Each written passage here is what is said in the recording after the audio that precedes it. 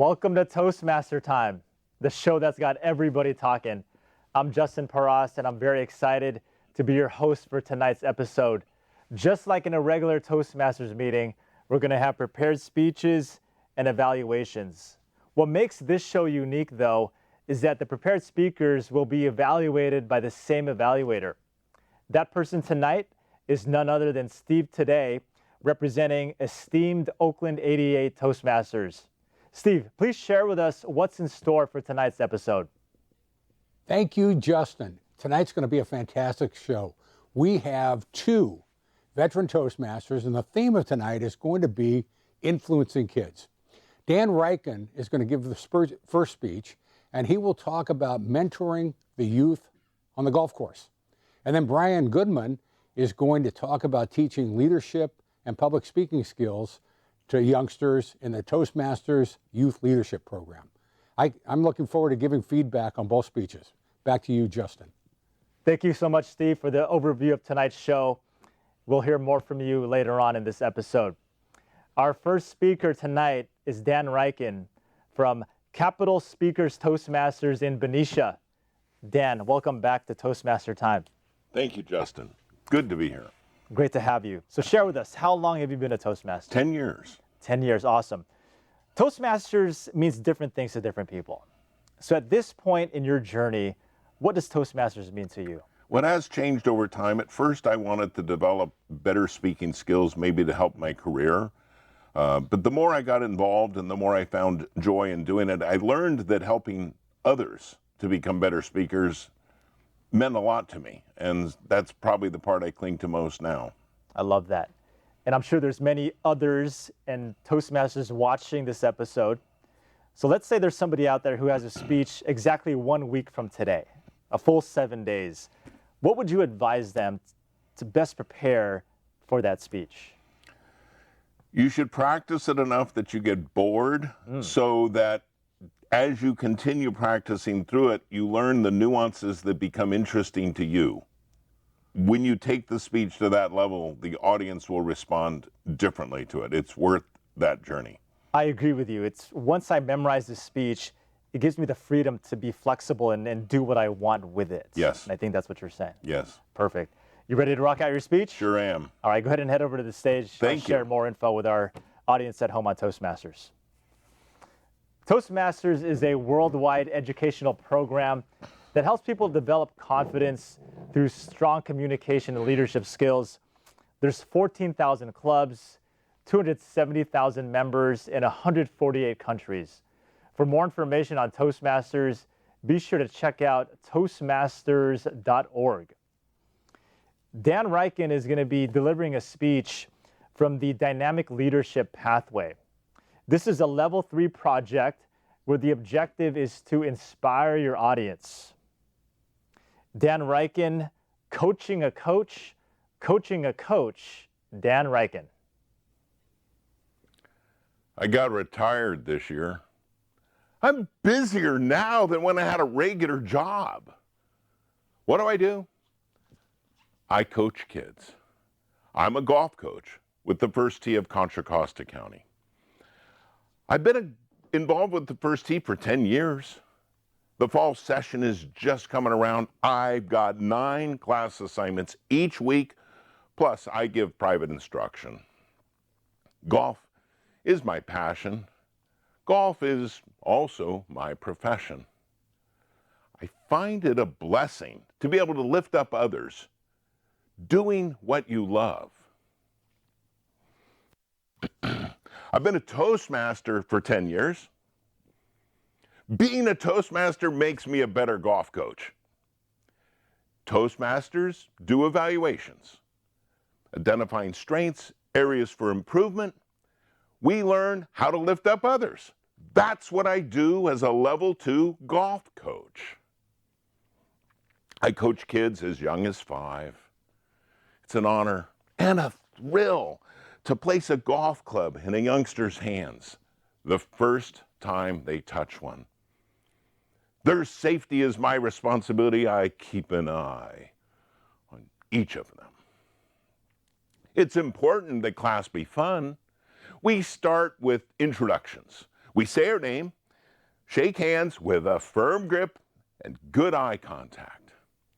We do warm-up drills, stretches, jumping jacks, and the kids love to do the burpees with the push-up, the big jump at the end. Coach Dan does not do burpees, but the kids do know. I'll do 5 jumping jacks when they achieve target success. What will a kid do to make Coach Dan do jumping jacks? Their very, very best. If kids are safe and having fun, they will gain golf skills. And during the 8-week session, we weave in life skills, building confidence, resilience, perseverance. We model integrity, courtesy, good sportsmanship. I take pride in being a good coach and having an impact on the kids. I'm so excited. This month, the first tee is sending me to level 3 coach training. Coaching a coach in Palm Springs, California. Oh, did I make that sound like a vacation? It's 3 days of work. My confirmation stated, do not bring clubs. Why do I do it? Because working with kids brings me fulfillment. There are coaches that make a permanent impression on their students. I've had those coaches in my life. I want to be that kind of coach for my kids. So I study and strive to become a better coach.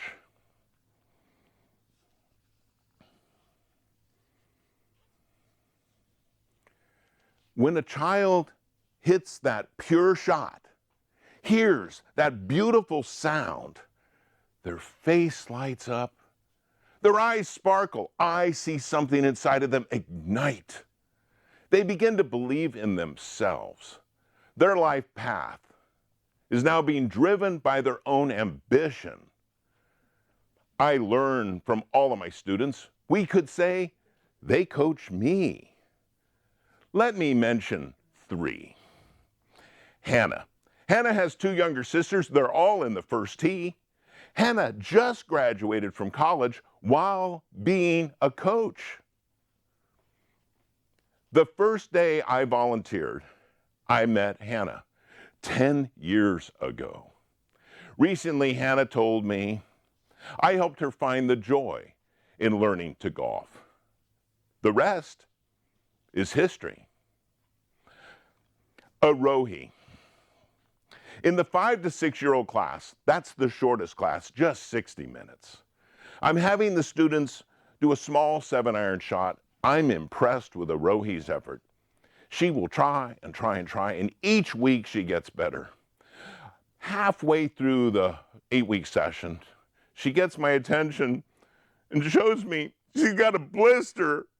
Oh no, I've harmed Arohi. I suggest maybe you should sit out the rest of class. She gets sadder. Her eyes are watering. Come to find out, she was sad because she didn't want to quit practice. Her mom got her golf gloves for both hands. She continued to improve. The last week of class, she was making great contact with her driver. When life delivers challenges to Arohi, my money is that she will figure out how to climb and achieve. It is an honor to coach a child as fierce as Arohi. One more story. This child's name is Savannah. Different class, but in the 5 to 6-year-old age bracket. I'm having them chip up onto the green. Savannah is the best. She's earned the right to be in a heads-up competition with Coach Dan. 5 jumping jacks are at stake. I say to Savannah, you want to go first or second? First. Do you want me to go easy on you? Do my best. Do your best. I love coaching kids. It's a thrill to be a part of their taking on the challenges of golf. and at the same time, learning to take on the challenges of life. A coach never quits learning. Let us all continue learning how to lift up others. Back to you, Justin. Great work you're doing to not only coach, but mentor the youth at the First Tee. Steve, today, please share with us your thoughts on Dan's speech. I love coaching kids. Dan, that was fantastic. And what exuded from your speech was your passion. I've got a lot of good things I'd like to talk about, and I'm going to give you 2 things to make the next time you deliver the speech even better. First of all, I love the way you talked about the exercises. I love the way you talked about the jumping jacks, the stretching, the burpees, and then you said, Coach Dan doesn't do burpees. And the way you said it was just, it was perfect. You had a twinkle in your eye when you said it, but you were not going to do burpees, but they could entice you to do jumping jacks if they did some good things in the practice. I also like the way you talked about Hannah, Hiroshi, and Savannah. Now I'm going to give you one idea that you can do when you talk about the 3 young ladies. Move around a little bit on this speaking area. So you could talk about Savannah here, you could talk about Arohi here, and you can talk about Hannah here. And that way you're just moving around a little bit, have a little bit of flexibility in the speech. The next thing I'd like you to try is just slowing down a bit. And what you can do is you can slow down when you ask a question. So you talked about retirement. What do I do when I get retired? When I got retired? I coach golf. Well, pause a little bit before you say I coach golf to let the listeners ponder what you might be doing. And that'll enhance the speech. So move around a little bit on the stage a little bit, slow down a little bit, but keep the passion. The passion made the speech fantastic. Back to you, Justin. Thank you so much, Steve, for that evaluation. It was specific, and you utilized the sandwich technique. For viewers at home, at Toastmasters, we use the sandwich technique in which the evaluator starts by pointing out positive feedback, then goes into the constructive feedback and sandwiches it with more positive feedback to leave the evaluation on an encouraging note. Steve, we'll hear more from you after our second speaker. Our second speaker today is Brian Goodman, representing Speakers Forum based in Fremont. Brian, welcome to Toastmaster Time. Thanks, Justin. Good to be here. So share with us, how long have you been a Toastmaster? Since 2011. 2011, okay. And you've had an 11-year journey. What does Toastmasters mean for you? Or 13-year journey, I'm sorry. What does Toastmasters mean for you? Yeah, let me do the math. What does Toastmasters mean for you at this point in your Toastmasters career? I would say that it means I'm kind of at the point where I've been giving speeches and doing the coursework for so long. I'm finally, always been a late bloomer, so I'm finally starting to kind of enjoy the fruits of my labor, so that I can participate in events like Toastmaster TV and other programs through Toastmasters and outside of Toastmasters, where it's nice to be at a wedding and they come around and they put a microphone in your face and they say, get up and say a few words, and everyone else dives under the table because they're scared to death. But as Toastmasters, things like that can just roll off our backs. Right. So throughout the course of your Toastmasters career, I'm sure you've honed your ability to practice and prepare speeches. If somebody out there has a presentation, let's say for work, 1 week from today, what advice would you have for them? I guess it would depend on the person and how high the stakes are and what's expected of them. The higher the stakes, the more they're going to need to prepare. My flaw always was lack of confidence and not preparing enough. Someone was saying that you prepare for a speech until you start getting bored with it. And I always had the opposite problem. I never was willing to rehearse the speech enough, and then sometimes I would get up on stage and lose my train of thought. And then I would start having this narrative in my mind saying, oh, I should have practiced more. But now I feel like I'm at the point where I can write an outline, kind of go through my mind, just a dry run through a mental rehearsal, a visualization of what I want to say. And, you know, does it flow and does it make sense? And then I prefer to be able to just go up on stage and just act more naturally. Okay, good. Thanks for sharing that insight and wisdom with us. So you ready to rock out your speech? I'm ready. All right, go ahead and head over to the stage. I'm going to share more info on Toastmasters with our audience at home. People come to Toastmasters for various reasons. To accommodate the various goals and objectives, Toastmasters has a great educational program called Pathways. The Pathways are designed to give each member a particular focus area related to their communication and/or leadership goals.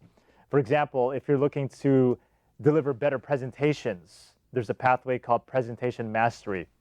If you're looking to become a better leader, you could pursue the Dynamic Leadership pathway. Or if you're looking to engage in more humorous speeches, you can pursue the Engaging Humor pathway. There's 11 pathways total, and you can learn more about them on Toastmasters.org. Brian Goodman is going to be delivering a speech in which he's going to tell us about some of the great work he's doing within the youth, for the youth in the community, to help them build their confidence as it relates to public speaking. Brian Goodman, helping youth build confidence. Brian Goodman.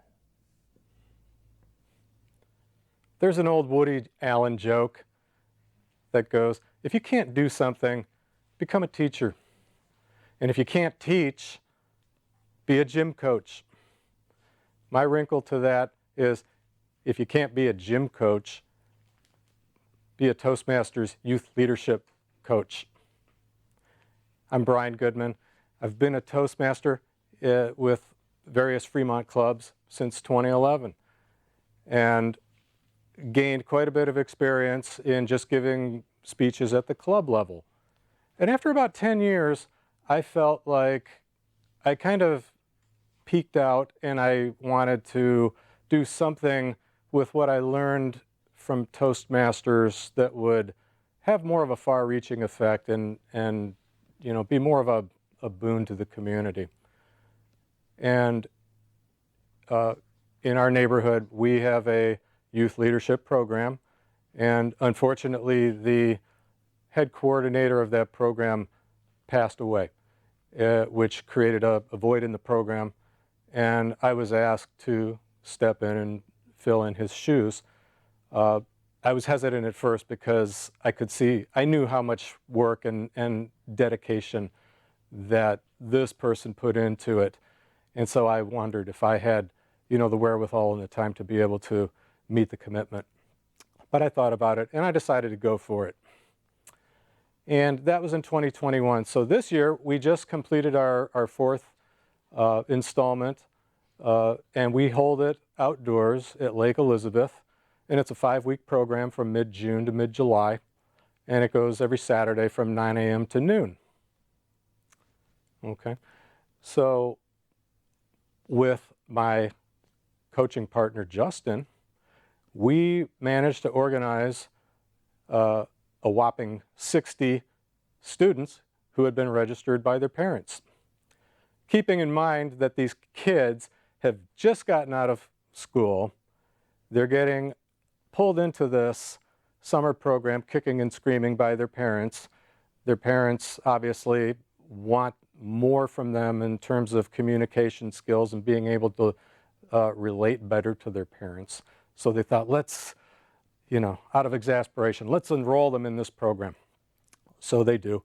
So the kids are not overjoyed to be there. So what we do is kind of get down to their level and say, well, how can we make this interesting and fun and exciting for them? So we put our heads together and come up with some ideas that we think are going to be fun for them. We have contests and joke contests, all kinds of contests. And then we offer cash prizes as incentives, which is very effective. It's a bribe, I guess, but it works for getting them. And our goal is to get them to where I'm standing right now, in front of an audience, put the wireless mic in their hand, tell them what we want them to say, and just let them go. We do all kinds of assignments that they're not going to get in school. We do have a book called How to Win Friends and Influence People by Dale Carnegie. That's the unofficial course text. So it's not required reading, but we did find that a lot of them, without the pressure, read through the whole book even before the course started. So a lot of them would incorporate the ideas from that book into their speeches and table topics that they did throughout the 5-week program. So let me talk about why someone like me or you would consider being a coach or an assistant coach for this program. I could boil it down to 3 reasons, actually. The first is the tremendous need for the program. We know that since the 90s, with the proliferation of the internet and social media, whether they realize it or not, internet and computers have really stripped them of their social skills and social connections and ability to make, friends and relationships in the real world. So this program is actually gathering these kids physically together in an outdoor area and splitting them into teams and having them do team assignments. For example, we had them the week before the 4th of July. We put them in groups and had them give group presentations as far as how they would approach our spot in the 4th of July parade going down Paseo Padre and Fremont. And we had some very interesting responses, to say the least. I can't get into it now, but funny. So the second reason is you would want to join the program is it's fun. We made it fun for the kids, and it's also fun for you as a coach, because as Art Linkletter said back in the 60s, kids say the darndest things. So when you give an assignment to a kid, tell them to get up in front of the crowd, give a 5-minute speech. There's just it's just comic gold. Kids are funny because they just don't have fully formed filters. So it can be very enjoyable for you. And the third reason you might consider doing it is you may be semi-retired like me and have some extra time and looking for a good way to volunteer. So if you are not busy with your career and busy traveling over the summer, and you're willing to commit to 5 weeks, midsummer, to helping these kids and possibly even change the trajectory of their lives with your Toastmasters experience, then I would highly encourage you to join the program. And the way you do it is just simply Google Toastmasters Youth Leadership Program, and you'll find out all kinds of information about where the nearest club is, if there is a club, how to go about it. And getting back to my original Woody Allen joke, I've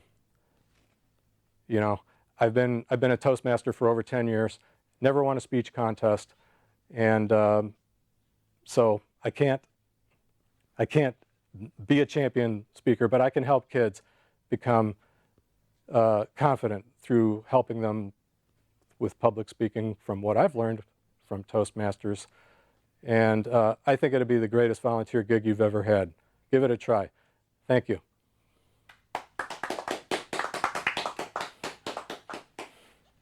Thank you so much, Brian, for that speech on the Toastmaster Youth Leadership Program and for the time and dedication that you're putting forth towards that particular program. I'm sure it means a lot to the community and the youth.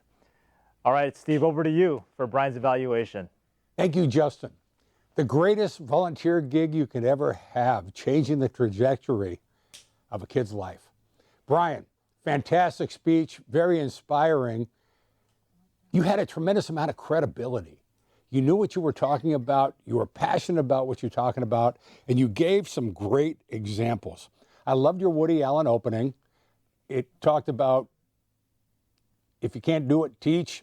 If you can't teach, teach Jim or Coach Jim. I like that start. And you gave some great examples about Lake Elizabeth and the 4th of July parade. Now, what I would like to see you do is get a little more comfortable and basically stand with your hands to the side rather than clasp. But it's a great speech. You have a lot of credibility. And I'd like to just see you keep giving the speech and keep doing the youth leadership. Back to you, Justin. Thank you so much, Steve. Hey, why don't you come up, head back over to the table? Sounds good.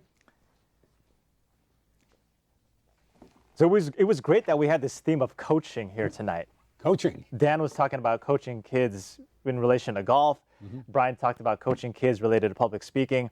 And you shared with me that you're taking a class on stand-up comedy. You're getting coaching in that area. Real quick, what's one thing you've learned in your coaching, the coaching you've received for stand-up comedy? One thing I've learned is you can do some great things with acronyms. And like, for instance, in Toastmasters, we have the Distinguished Toastmaster, DTM. And I made a joke years ago where when I joined Toastmasters, I was already a DTM. I was a dude that's mediocre. And you could take something like that. There's an old football coach named Jerry Glanville, and he went to a referee one time. He said, "This is the NFL, and for you, it means not for long." I love it. So it's that type of thing you can do. Very cool. I want to hear more about that in a future episode. Sounds good. Well, that's all the time we've got for tonight's show. Thank you so much for watching. Toastmaster Time is filmed in the San Francisco Bay Area. For more information, be sure to check out toastmastertime.com. Toastmaster Time is sponsored by District 57 Toastmasters. For more information on District 57, please visit us at d57tm.org. And for general information on Toastmasters, including where you can find a club near you, more information on pathways, and information on how Toastmasters came to be, please check out toastmasters.org. I want to thank the wonderful volunteers and all of the staff here at the Palo Alto Media Center and express my gratitude to Dan and Brian for delivering their speeches here tonight, and to Steve for being our evaluator. From all of us at Toastmaster Time, I want to encourage you to join Toastmasters and to keep on talking. Thanks for being here.